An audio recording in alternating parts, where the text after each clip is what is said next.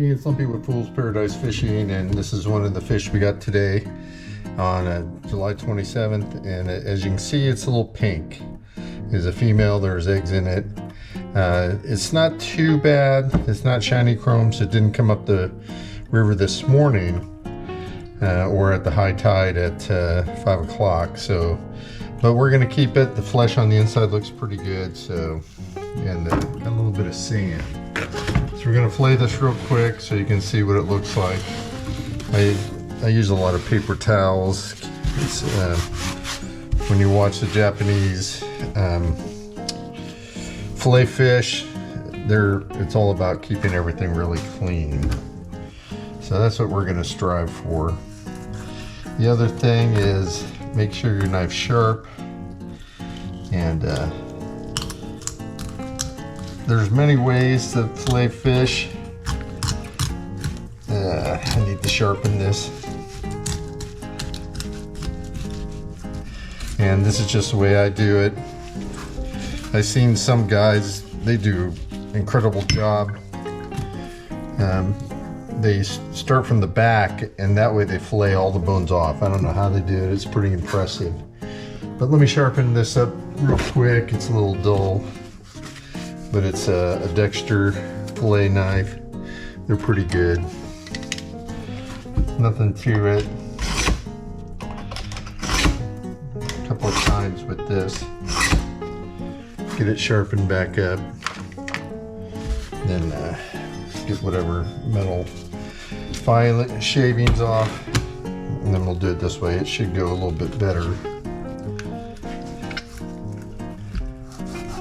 Yep, much better.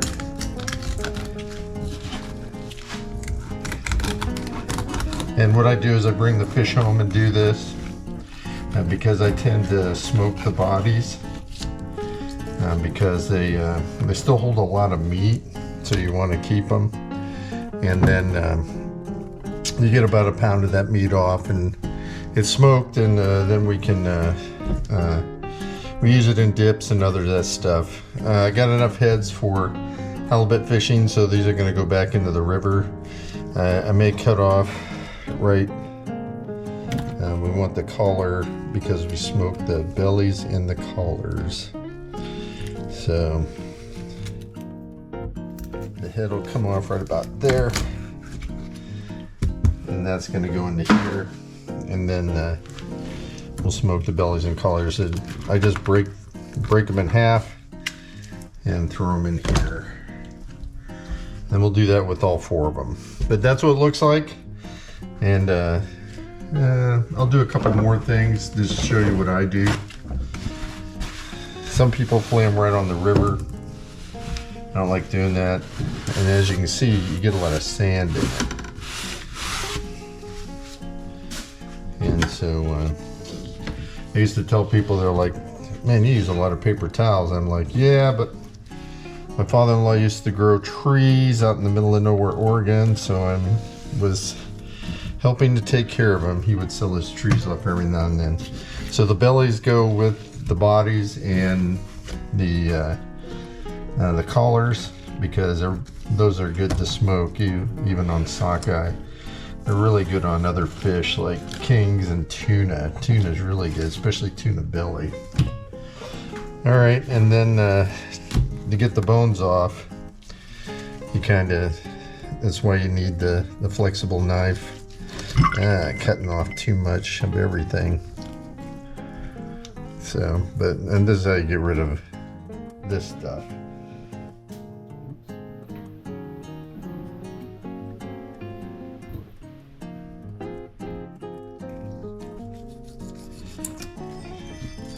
Because yeah, a lot of bones, if you didn't know. But yeah, the one guy I went with, he would start at the backbone on the back, and then when he got done filleting, by doing it that way, he would get all the bones off. I was pretty impressed. With sockeye, I don't get to bite, like this. When I'm a little not very precise. I don't worry about it too much because you just get so many sockeye that before you know it, there's a ton of them. It's more about getting it done than being too precise. But kings and coho, because you don't get as many, I tend to be a little bit more careful. The best part, from what people tell me, is the tail, no bones. You'll still get some pinion bones, especially in the bigger fish. But anyway, that's just one way of filleting fish, and since I haven't filleted anything in a month, I could do better, but like over here is much nicer. But by the time I get done with the fourth one, it'll be looking good. But anyway, Lumpy with Fool's Paradise Fishing, filleting fish.